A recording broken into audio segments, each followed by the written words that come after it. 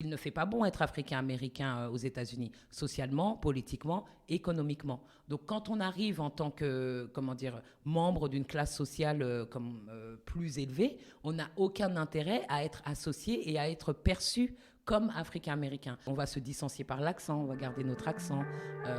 Culturellement, on n'est pas les mêmes.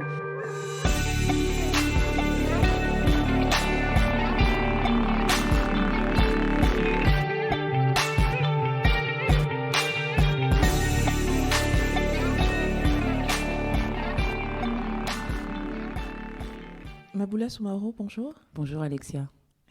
Alors, on ne vous présente plus, mais on va quand même vous présenter un petit peu. Vous êtes docteur en civilisation du monde anglophone, je crois qu'on dit civilisationniste. Oui, exactement. Aussi. Vous êtes spécialiste, alors en études africaines-américaines, oui. Et en diaspora noire, enfin spécialiste de la diaspora noire. Vous êtes française, d'origine ivoirienne et plus particulièrement d'Ioula. Oui. Vous avez publié cette année Le Triangle et l'Hexagone, réflexion sur une identité noire. Votre livre explore le lien entre un pays qui est bien plus qu'hexagonal, mais qui tend parfois à ne se penser que dans cette forme-là, et le triangle, qui est celui de l'Atlantique, qui fait le lien entre l'Afrique, l'Europe et l'Amérique, les Amériques, dans un commerce que nous connaissons bien et dont les traces et les héritages et les conséquences sont encore très, très actuelles. Oui.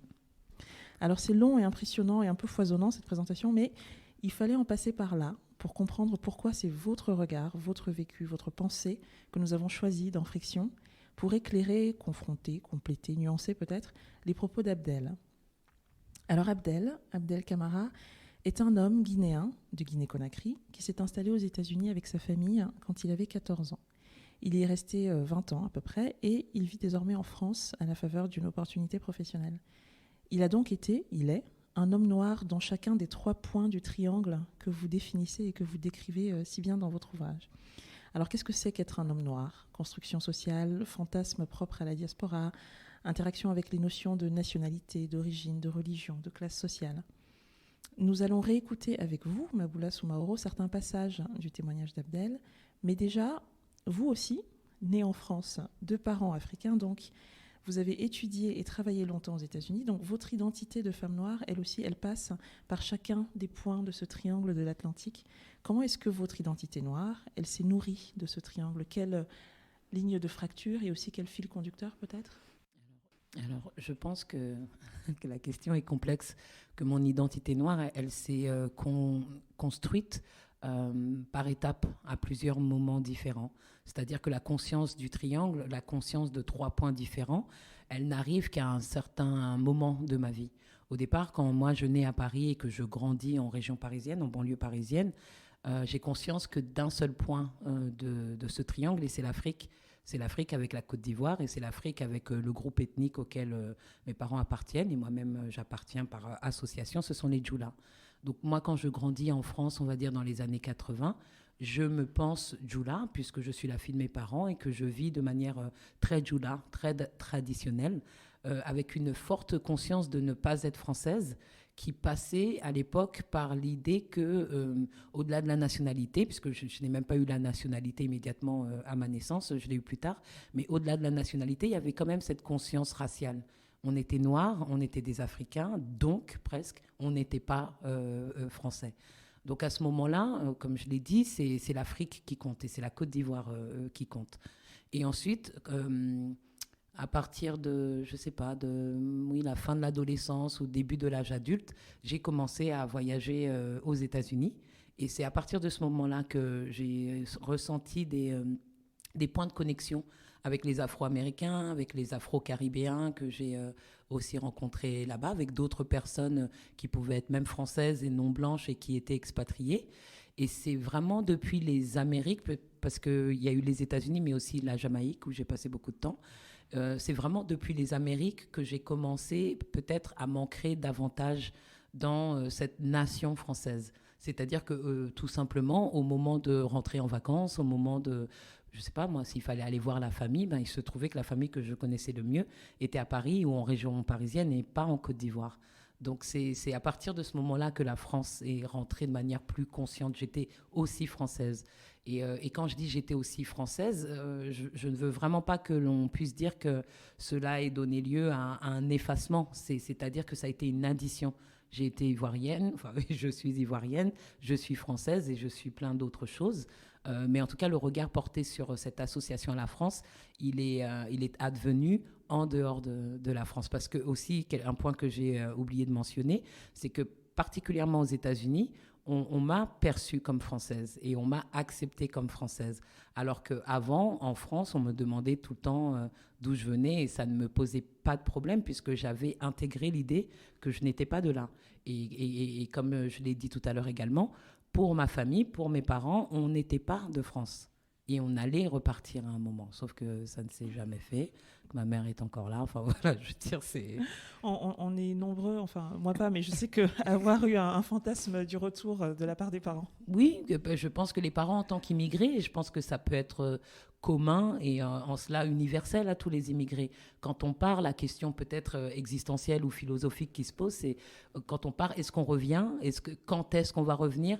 Peut-on revenir ? Enfin, il y a ce fantasme et quels que soient les lieux, les périodes, ou peut-être qu'il y a évidemment la question des personnes qui quittent un lieu qui a été détruit ou qui quittent un lieu suite à des catastrophes qui leur font bien comprendre qu'ils ne reviendront pas. Mais je pense qu'un être humain peut être lié par des origines, par une mémoire, par des attaches, par une famille. Donc oui, je pense que quand les gens y partent, ils se disent toujours qu'ils vont revenir. Bien sûr. Une chose intéressante parmi beaucoup d'autres dans ce que vous avez dit, vous expliquez que c'est en quittant la France et en allant en l'occurrence dans les Amériques, paradoxalement vous vous êtes rapproché, vous avez ressenti des affinités, un lien avec d'autres populations noires. Vous avez parlé des populations caribéennes ou afro-caribéennes ou même des Français non blancs. Alors je m'attendais à ce que ça ait fait émerger une identité noire en plus de l'identité africaine et ivoirienne et dioula que vous aviez déjà. Et en fait ça a fait émerger aussi, je pense, ou à la place, je ne sais pas, l'identité française. Est-ce qu'il y a eu les deux mouvements en parallèle ? Oui, il y a les deux mouvements en parallèle et c'est important ce que vous dites parce que une identité n'efface pas l'autre. En fait, on peut être noir et française. Heureusement. Oui, mais apparemment, il faut le rappeler. Mais en tout cas, quand j'insiste sur l'identité noire, c'est que quand je me retrouve aux États-Unis, j'ai passé beaucoup de temps à New York, par exemple. Quand je parle des Afro-Américains ou des Afro-Caribéens ou même des Africains que je rencontre là-bas, je sais que je suis noire, je sais qu'ils sont noirs et il y a comme une forme de familiarité, d'intimité et même de solidarité qui peut se jouer au niveau je sais pas moi, de la nationalité, mais aussi au niveau une sorte de culture diasporique. Ça peut être dans la cuisine, ça peut être ce qu'on recherche comme produit de consommation. Si on va à Harlem, par exemple, à New York, il y a plein d'immigrations récentes africaines et il y a beaucoup d'Africains d'Afrique de l'Ouest notamment et on peut très bien se retrouver dans des magasins, dans des restaurants ou acheter des choses auprès de personnes qui vendent dans la rue. Enfin voilà, il y a ça.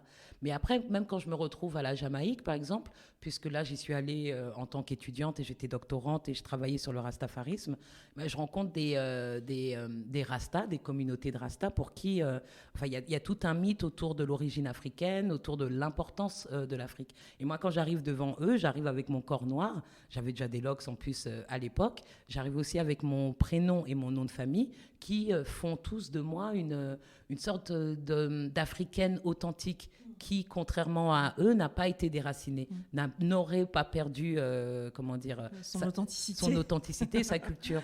Mais là, il y a un effacement parce que moi, je suis née à Paris, en fait, et que il y a une partie de l'Afrique et une partie de la Côte d'Ivoire que j'ai perdu de fait, mais que j'ai perdu il y a moins longtemps que moi. Moi, je suis à une génération de l'Afrique et pas des dizaines de générations de l'Afrique. Donc, il y a ces points de connexion et parfois, il y a aussi des points de confusion. On se retrouve, oui, parfois on se sépare, mais il y a quand même la culture, en fait. C'est cette culture. Il y a un en commun qui Oui, demeure. c'est vraiment un en commun et c'est la musique, notamment les arts, la littérature. Moi, tout ce que j'ai étudié la diaspora noire africaine.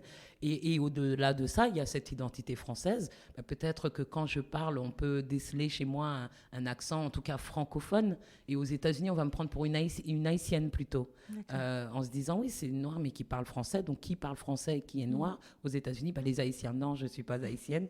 Voilà. Mais en tout cas, il y a quand même ce rapprochement avec la France. Il y a cette possibilité, par exemple, moi qui n'avais pas beaucoup d'argent, de donner des cours de français. Et là, on aime la petite Parisienne qui parle français comme une Française. Même si on se demande si elle est vraiment française, elle est vraiment née à Paris et qu'on m'a appelé, je ne sais pas, Abdullah au lieu de Maboula. Enfin, voilà, quelque chose où, limite, on m'a demandé mes papiers. Mais la plupart du temps, on m'a acceptée en tant que Française. Cette identité-là et aussi. Ça, c'était nouveau. D'accord. Alors, on va écouter le premier extrait du témoignage d'Abdel, qui lui arrive donc aux États-Unis, en Géorgie, à Atlanta. Il a 14 ans, on est en 97, et il est africain. Il arrive dans ce pays où il y a beaucoup de Noirs, mais lui, en plus d'être noir, est africain. Ça, c'était avant le, comment on dit, Afrobeat, avant Black Panther, avant tout ça, l'Afrique était connue pour tout le monde avait faim. On n'avait pas de maison, on n'avait que des cases. Ça n'était pas du tout développé, quoi. Du coup, l'image de l'Africain que les jeunes Américains avaient, c'était du petit enfant avec le ventre gonflé, les mouches qui viennent. Il n'avait même pas l'énergie de chasser les mouches. Et personne ne voulait être africain. Du coup, même les jeunes Africains qui étaient, ils ne disaient pas qu'ils étaient africains. Ils disaient tous, je viens de New York ou j'étais en Californie, quelque chose comme ça. Parce que Californie, pour un petit d'Atlanta, c'est la même chose que Paris. C'est tellement loin, c'est tellement loin, il ne connaît rien, quoi. Tu peux dire, oui, je viens de New York. Est-ce que ça fait écho à des choses que vous avez vécues, vous, quand vous êtes arrivé aux États-Unis, ou on avait déjà un petit peu dépassé ça?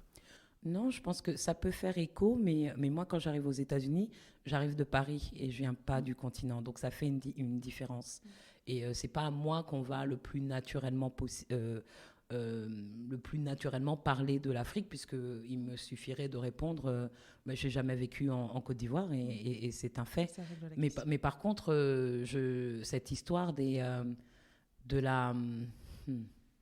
cette vision rétrograde du continent africain, j'ai envie de dire qu'elle est transcontinentale. Enfin, c'est tous ces stéréotypes là. Il parle vraiment l'expression African booty scratcher. Je l'ai entendu. Ces Africains qui étaient en train toujours ces enfants africains en couche, voilà, sans autre habit, qui se grattent un peu une partie du postérieur, qui ont des mouches. Là aussi, on parle de 97.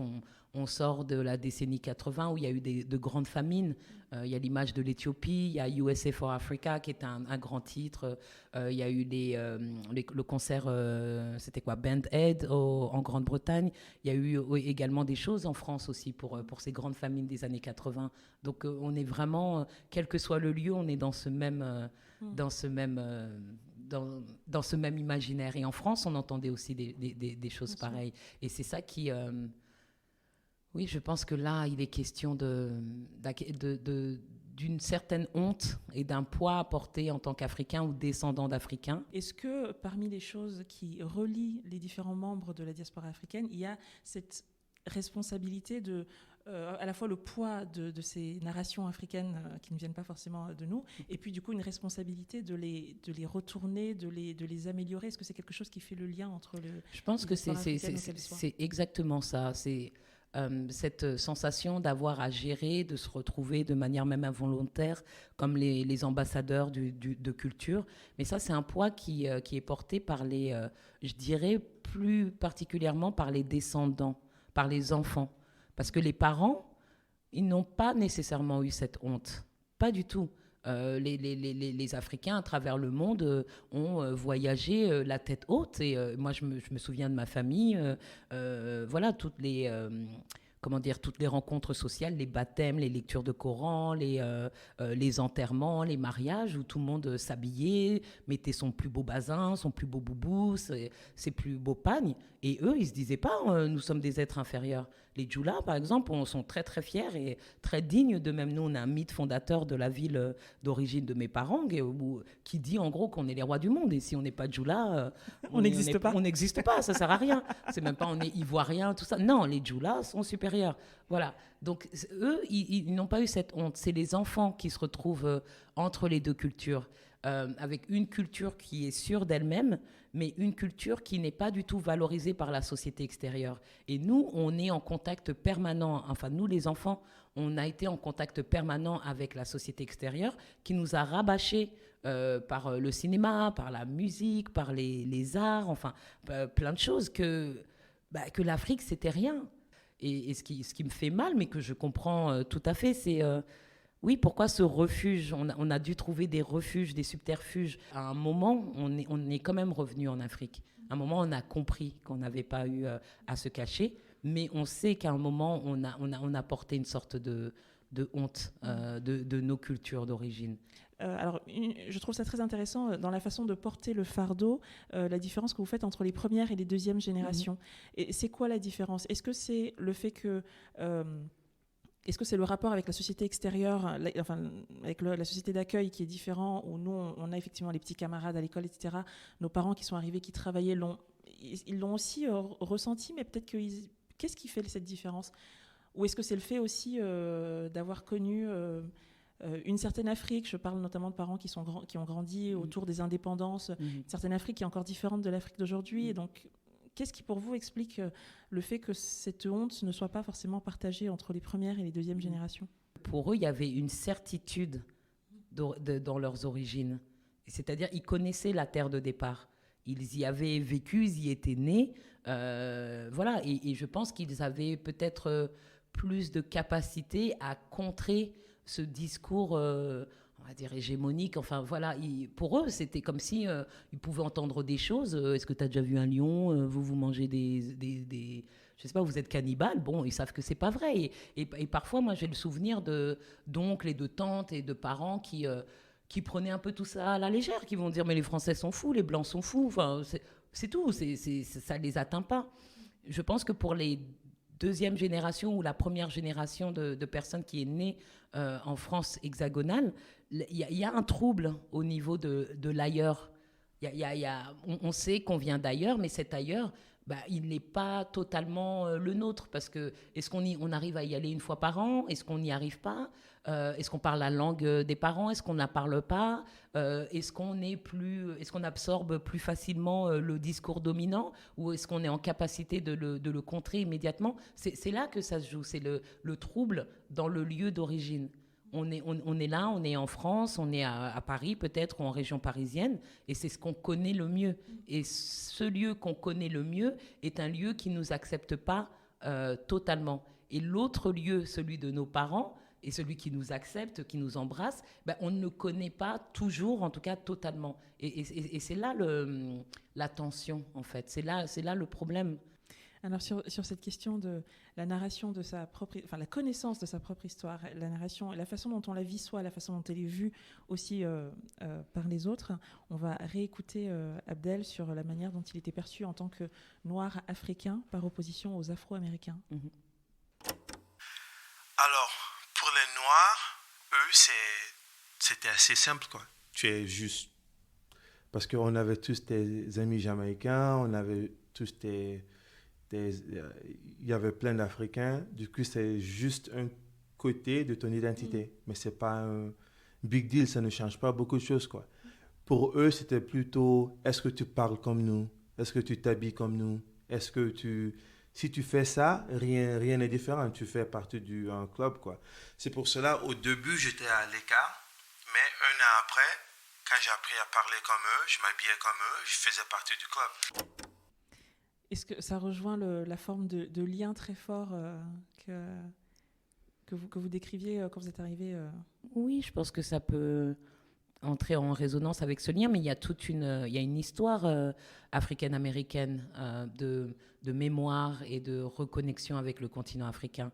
Donc même si ça a toujours été en marge et parfois le fait de minorités, mais à l'intérieur même de la communauté africaine-américaine, depuis la fin du XVIIIe siècle, début du XIXe siècle, il y a eu des projets de retour en Afrique. Il y a eu des communautés qui ont célébré et conservé des aspects culturels d'une vie africaine perdue. Donc, en fait, il y a ce souvenir de l'Afrique. Les Africains-Américains peuvent aussi se souvenir de l'Afrique, même s'ils sont très, très ancrés en terre états-unienne, puisque de toutes les Amériques, c'est la population noire la plus anciennement américaine. C'est vraiment une spécificité des États-Unis, parce qu'en fait, contrairement à d'autres pays tels que le Brésil, il y a eu très peu d'Africains qui ont été importés sur ce qui est dans le territoire qui allait devenir les États-Unis. Ce qui veut dire que, en fait, depuis 1619, les Africains-Américains sont ce qui allait devenir dans le territoire qui allait devenir les États-Unis, mais ils sont principalement nés là. Donc, ce sont les moins africains des autres Noirs des Amériques. Moi, j'avoue que j'ai été étonnée par ce passage-là, parce que j'avais en tête une ligne de fracture plus importante. Enfin, je m'attendais à entendre une ligne de fracture plus importante entre les Afro-Américains et les Africains vivant aux États-Unis. Je pense notamment dans Americana de Chimamanda Ngozi Adichie. Elle raconte cette scène entre deux étudiantes noires qui ne s'entendent pas du tout, notamment elle qui vient la narratrice qui lui ressemble beaucoup, qui vient d'arriver, ne comprend pas pourquoi on ne peut pas utiliser certains mots, pourquoi il y a des choses interdites, et en fait il y a toute l'histoire des civil rights qu'elle n'a pas. Et je ne sais plus qui dit dans le livre, dit si ça se trouve, pendant que vos parents n'avaient ni le droit de vote, n'avaient aucun droit, finalement, si ça se trouve, elle, son père ou son grand-père était membre de l'Assemblée nationale dans son pays en Afrique. En fait. Et cette différence de vécu, en fait, j'aurais pensé qu'elle était plus forte dans les liens entre Afro-Américains et Africains.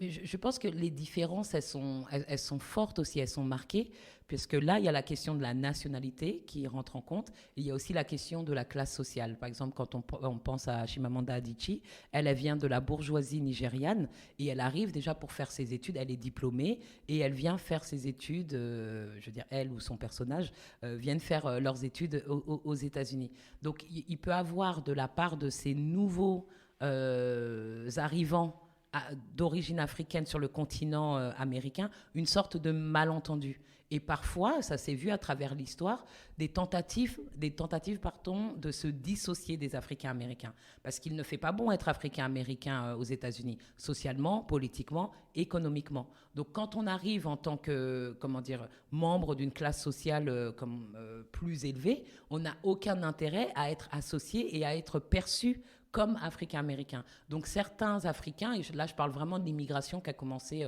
après 1965, c'est là qu'il y a eu de plus en plus d'Africains du continent qui sont arrivés aux États-Unis. Certains ont adopté la stratégie de se dissocier. On va se dissocier par l'accent, on va garder notre accent.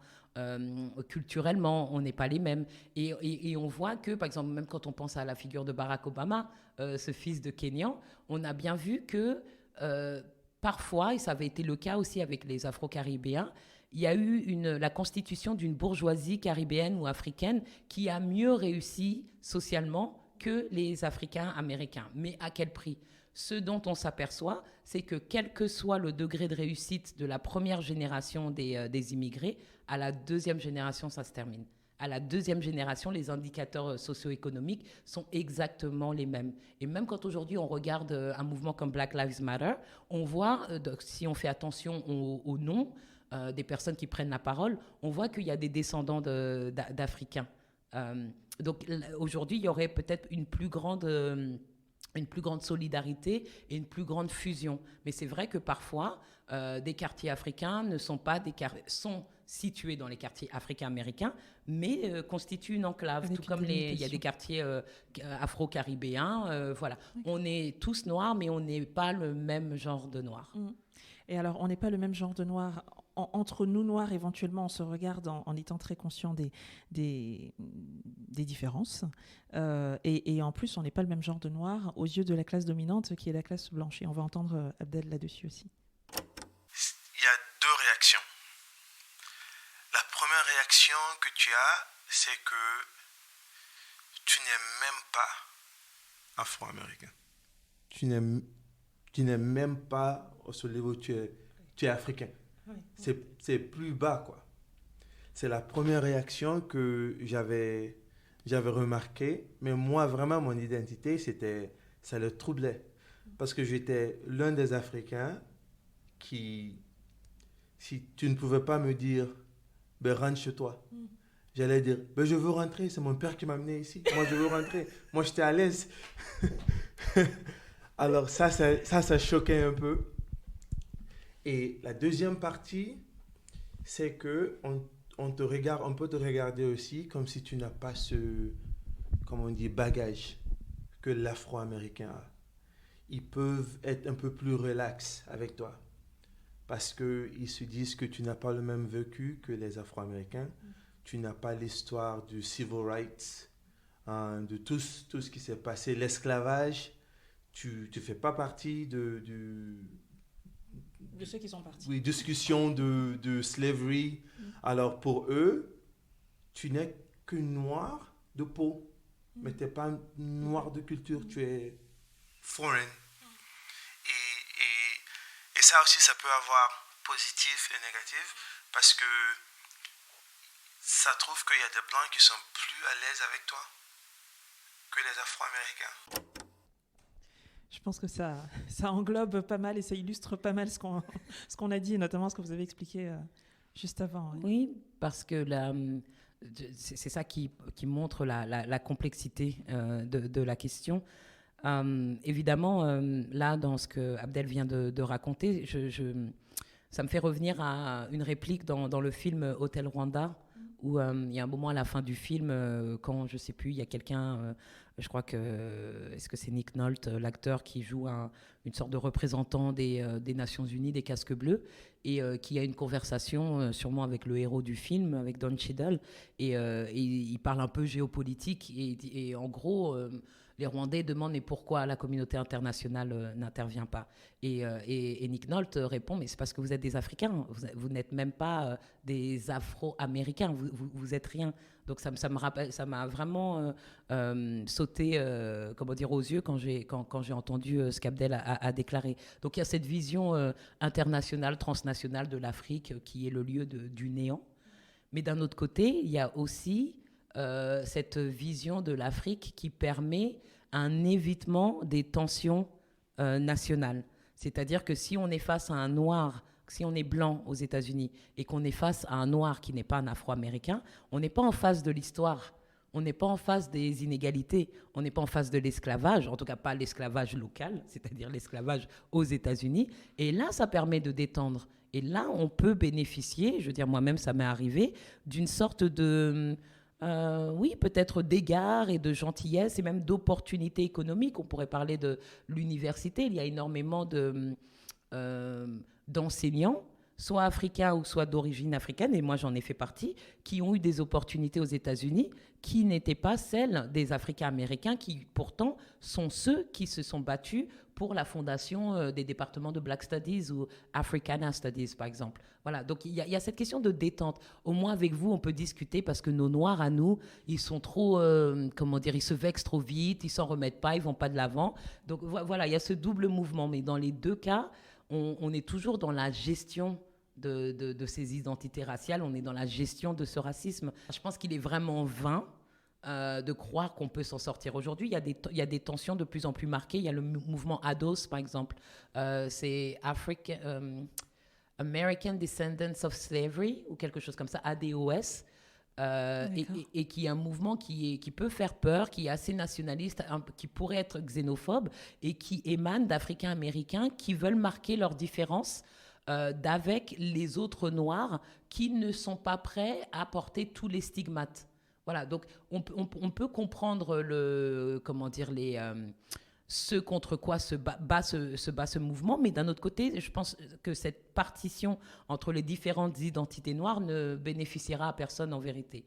Mais quand on pense, par exemple, au cas de violence policière d'Amadou Diallo, par exemple, c'est en 1996 à New York, on a l'histoire d'un immigré récent guinéen, de Guinée-Conakry également, qui est tué par la police dans le Bronx. Et là, est-ce que ça servait à quelque chose ou est-ce que ça a servi à quelque chose? Et je sais que ça n'a pas été le cas, mais est-ce que ça aurait servi à quelque chose pour Amadou Diallo de dire « Attention, je ne suis pas l'Africain-Américain. Moi, je suis un Africain de Guinée-Conakry. » Il a été tué quand même. Il a été tué quand même parce qu'il était noir. Il a été tué parce qu'il vivait dans le Bronx et qu'il vivait dans un endroit où on savait qu'on allait trouver beaucoup d'Africains-Américains ou beaucoup de Latinos. Très intéressant ce que vous dites sur le fait que le noir qui vient de plus loin permet d'éviter le face-à-face avec sa propre histoire. Mais c'est comme les Africains-Américains à Paris. Et c'est ce que j'allais vous dire, parce que Abdel, du coup, a vécu ça aussi. Oui.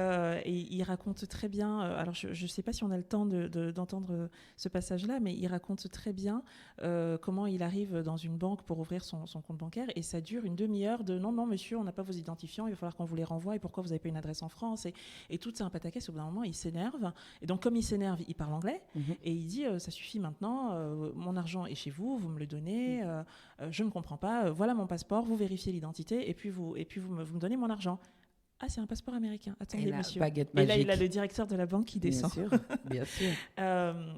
Ça m'a fait penser, quand je l'ai écouté, est-ce que ça vous semble pertinent, aussi à la réaction des médias ou de certains médias français face à des épisodes de violence policière qu'on a eu cet été aux États-Unis et qui se sont montrés, on a l'impression, plus critiques du, entre guillemets, modèle américain, oubliant qu'on a exactement les mêmes choses qui ont cours ici. Mais c'est pire qu'oublier, c'est ne pas vouloir prendre en compte. C'est pas oublier, parce qu'oublier, ça voudrait dire qu'ils en avaient conscience et qu'ils ont perdu cette conscience. Il n'y a jamais eu cette conscience. Il n'y a jamais eu cette conscience, ne serait-ce qu'historique, de la participation active de la France coloniale et impérialiste dans ce commerce d'esclaves transatlantiques ou dans sa pratique de l'institution de l'esclavage. Il y a eu tout l'épisode autour du déboulonnage des statuts. On parle de Colbert et pour certaines personnes, je suis sûre qu'elles peuvent se dire mais quel est le rapport entre Colbert et l'esclavage ? Voilà. Donc, comme on est dans ce pays qui est séparé entre ces territoires qu'on appelle les territoires d'outre-mer et cet hexagone qui, en vérité, plus que les personnes qui sont issues de cette histoire, ont eu affaire aux produits de cette histoire, que ce soit le café, le cacao, le tabac, la banane, enfin voilà, avant que les corps arrivent dans l'hexagone, ce sont les produits de cette histoire et de ce contexte que les Français hexagonaux ont en tête. Donc pour eux, l'esclavage, c'est aux États-Unis, là c'est clair. C'est net, on sait qu'il y a des Africains-Américains qui y sont depuis 1619, on sait qu'ils ont vécu l'esclavage, qu'il y a eu la guerre de sécession, qu'il y a eu la mise en place de la ségrégation, qu'il y a le mouvement pour les droits civiques, qu'il y a Barack Obama, enfin voilà, c'est clair. Et nous ici, en fait, on ne sait pas, alors qu'il suffirait de parler à La Réunion, à la Martinique, à la Guadeloupe, à la Guyane, au bagne de Guyane notamment, pour savoir que voilà, la France fait partie intégrante de cette histoire. Donc, d'un côté, il y a cet élément, mais le deuxième élément, c'est qu'il y a aussi une longue tradition d'expatriation d'Africains-Américains vers l'Europe et vers la France en particulier. Et ils ont été bien reçus, et ils ont été bien traités parce que c'était des intellectuels, parce que parfois c'était des étudiants, parfois c'était des sportifs, des acteurs, enfin Joséphine Baker. Comme on n'arrive pas à reconnaître cette histoire, et du coup on n'en parle pas. Et pour Abdel qui arrive des États-Unis, c'est une énorme différence. Le silence qui entoure la question noire ici, et on va l'écouter là-dessus. J'étais le chair du Black Employees Network dans ma société, dans ma boîte. Et on avait, comme c'était Atlanta, on avait plein de noirs. On avait 200, 300 et quelques noirs dans l'organisation. On avait des associés noirs et on avait des problématiques uniquement que pour les noirs, et qu'on a discuté là-bas et on arrivait à trouver des solutions, mais ce n'était pas tout le monde était invité, mais la problématique c'était le problème que les noirs ont. Mais j'expliquais ça aux collègues quand je venais d'arriver ici. Mais ils étaient choqués. Ils ont dit « Black Employee Club ». What? Mais pourquoi? Mais ça, c'est pas bien de ségréguer comme ça. J'ai dit « Mais c'est quoi le problème ?» On avait Women Professionals Network, Latino Professionals Network, Gay Professionals Network. Parce qu'il y a des il y a des choses qui ne sont applicables que à une minorité. à une minorité. Et si on n'en parle pas, on ne va jamais gérer. Du coup, on en parle. Je ne dis pas que le problème est réglé. Hein. C'est un problème et c'est un vrai problème. Mais, comme on dit, si tu ne peux même pas parler d'un problème, on n'y arrivera jamais à trouver la solution. Et je trouve qu'ici, en France, le français, ce que je vois, c'est qu'on est tous français et ça va, ça bouge. Et tout est cool. On est français et c'est tout. Et ça va parce que tous les autres qui n'est pas, comme on dit, white male, tout le monde doit s'adapter au white male et ça va. Tu peux pas être, comme on dit, your whole self. Tu peux pas être qui tu es à 100%. Et lui, il peut l'être, parce que lui, il est chez lui. Et toi, tu viens d'ailleurs, toi, tu changes, tu deviens comme lui, et ça va aller. Donc voilà, j'ai déjà dit, très, très surprenant pour lui ce silence. Et en fait, dans le triangle et l'hexagone, vous expliquez vous-même, c'est l'impression que j'ai eue, que ça a été un peu un chemin pour vous. Vous avez commencé à parler de ces questions-là, noires, diaspora, africaine, afro-américaine, etc. Vous avez commencé à en parler aux États-Unis et en anglais. Et c'est un peu un chemin pour arriver aujourd'hui à en parler, et même à écrire dessus, en français et en France. Oui. Ça, c'est absolument vrai. D'ailleurs, le livre, j'ai commencé à l'écrire en anglais. Et j'ai commencé à l'écrire aux États-Unis. D'ailleurs, il se trouve que j'étais professeur invité il y a quelques années dans 2 universités aux États-Unis. J'étais partie 1 an. Et c'est à partir de là que j'ai commencé à écrire ce qui allait devenir le livre 2 ans ou 3 ans plus tard. Et quand ma maison d'édition m'a contacté et m'a demandé un manuscrit, je leur ai dit que j'avais un texte que j'avais commencé, mais qu'il était rédigé en anglais. Et pendant toute l'année universitaire, j'avais présenté des bouts de texte dans plusieurs universités à travers les États-Unis. Donc les pages que je leur ai envoyées, je parle vraiment d'une trentaine de pages qui étaient déjà rédigées, elles étaient rédigées en anglais. Et donc, la maison d'édition m'a dit oui, c'est très bien, enfin, continue, mais il faut que tu les écrives en français. Et ça m'a posé un vrai problème. C'est-à-dire que je me suis dit, je ne vais pas me faire traduire quand même, c'est ridicule. Il faut que j'arrive à me traduire moi-même et à dire ces choses. Et c'est là que je me suis rendu compte que c'était comme une question d'autorisation, que je n'arrivais pas ou que je ne me sentais pas autorisée à parler de cela en France et en français, et que j'avais pas les mots. Et c'est ce qui m'a débloqué, c'est mon premier éditeur qui m'a dit essaye d'écrire sur les raisons qui t'empêchent de dire ça en français. C'est ce qui a donné l'introduction, en fait. D'accord. Comme s'il y avait des choses qu'on n'arrivait même pas à énoncer parce qu'on n'avait pas la langue. On n'arrive même pas à dire noir, on dit black. On dit black en français, enfin, on peut dire noir et on dit de plus en plus. Mais qu'est-ce que c'était que cet évitement de dire un black ? Et un black, pour moi, c'est pas un immigré africain. Quand on voit, je sais pas, on voit partout des migrants un peu aux portes de Paris, ou quand on voit quelqu'un qui est ostensiblement originaire d'Afrique, qui est habillé de manière traditionnelle. Si vous faites attention, vous verrez que quand les gens parlent de ces personnes, ils diront pas un black.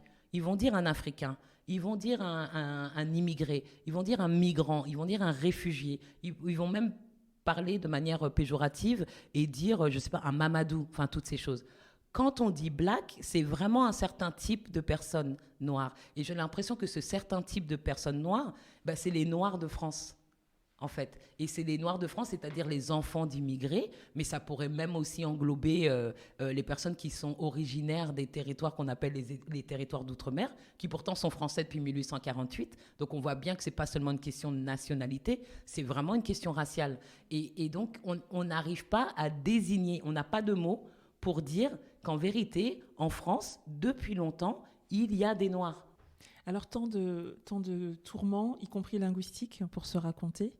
Et donc, la charge mentale qui va avec. Et Abdel envisage, c'est une évidence pour lui, on ne sait pas quand, mais c'est une évidence pour lui, un retour en Guinée-Conakry, où il se dit ce sera la fin de cette charge mentale. On va l'écouter. Alors, l'extrait est très long, donc je ne sais pas si on va l'écouter jusqu'au bout, parce que je vois l'heure qu'il est, mais on va en écouter un bout pour vous.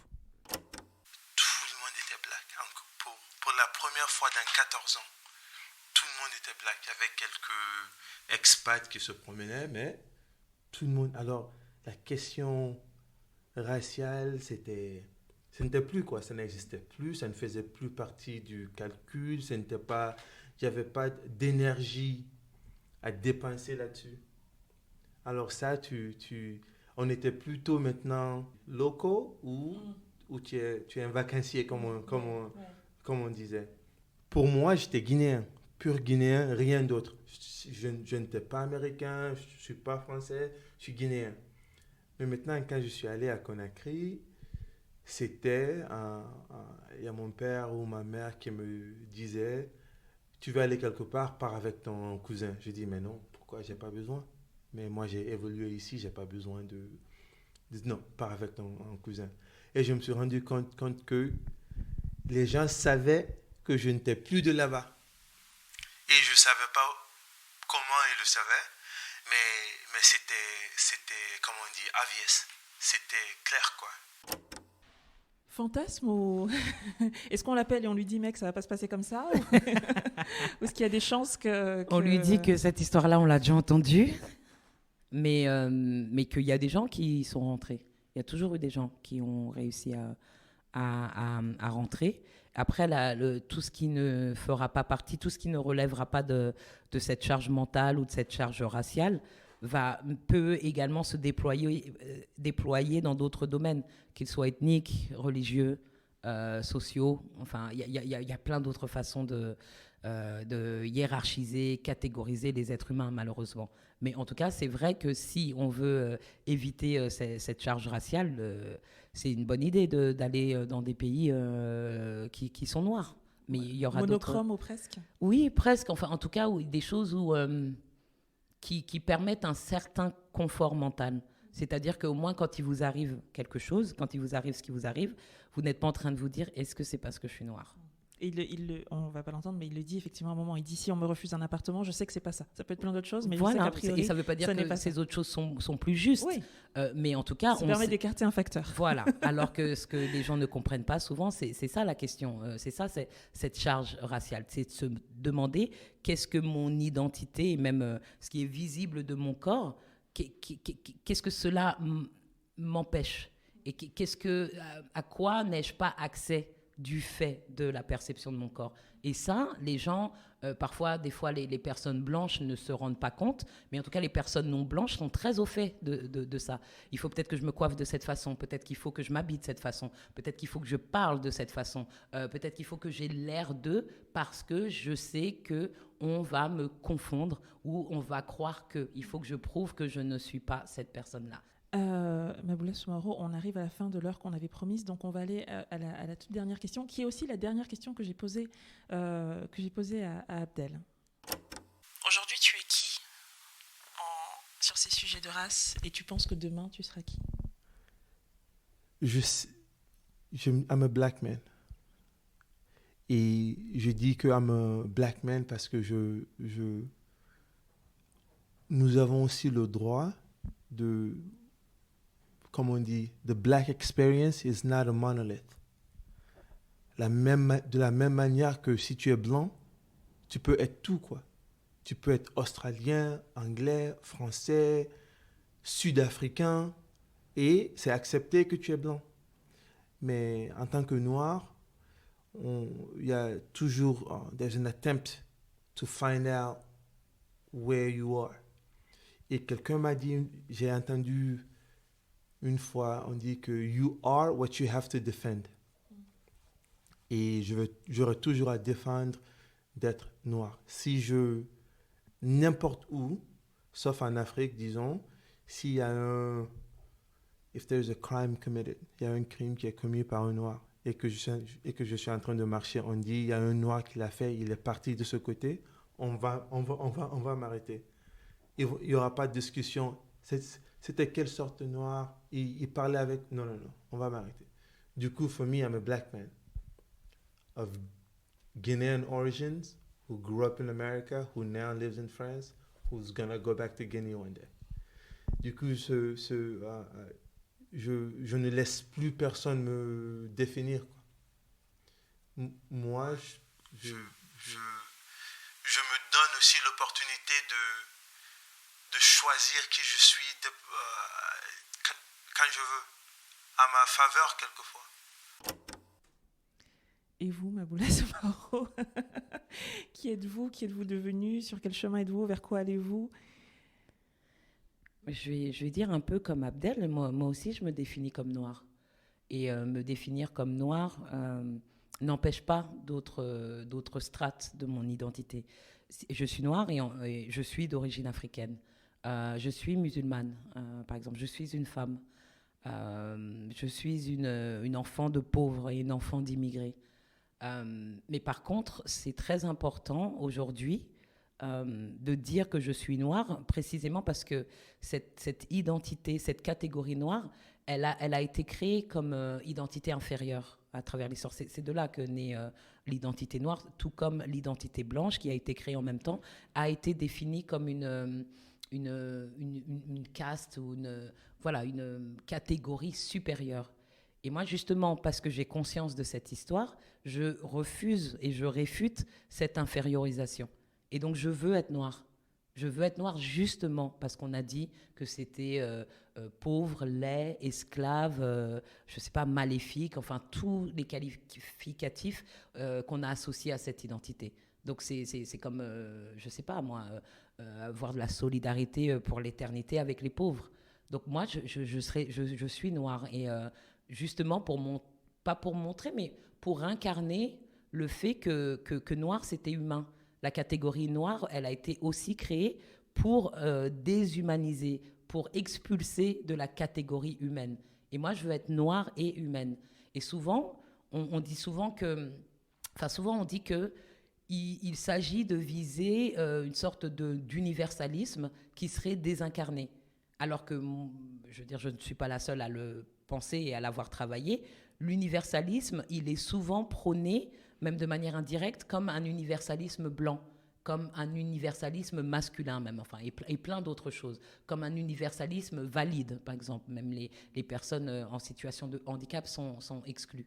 Donc, moi, je pense qu'on peut être noir et être pleinement humain. Et si on est noir et pleinement humain, on est aussi universaliste.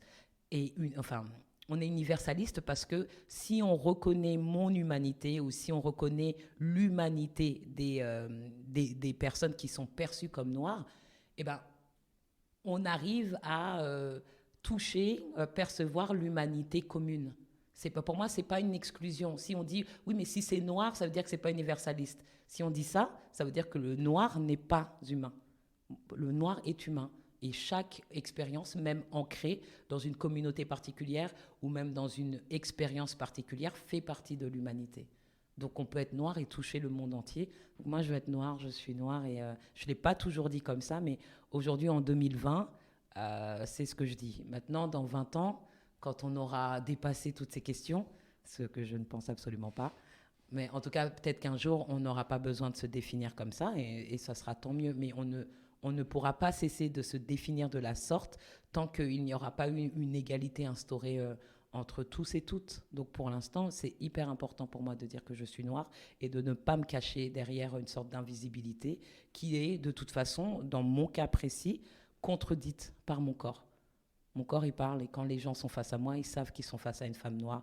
Je ne suis pas métissée, je ne suis pas assez claire de peau pour passer pour une blanche. Je suis africaine en plus et j'ai apparemment des traits d'africaine. Donc pour moi, au moins, les choses, elles sont claires. Je suis noire.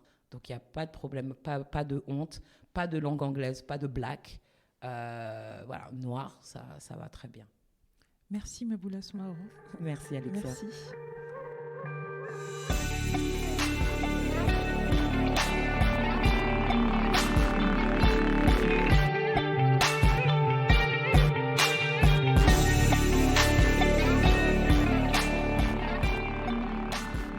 Une création sonore, Friction.